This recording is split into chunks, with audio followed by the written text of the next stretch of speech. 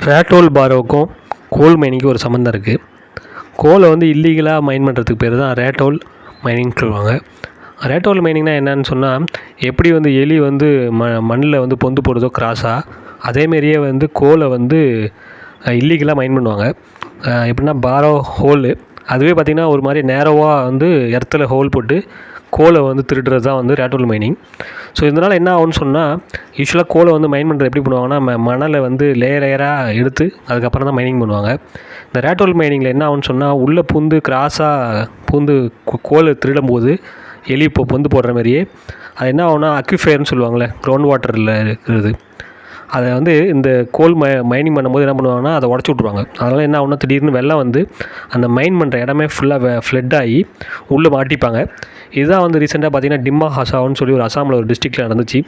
நிறைய பேர் இறந்துட்டாங்க. ஒரு 4 பேர் பாடி தான் இது வரைக்கும் எடுத்திருக்காங்க. So rate whole mining is nothing but illegal mining.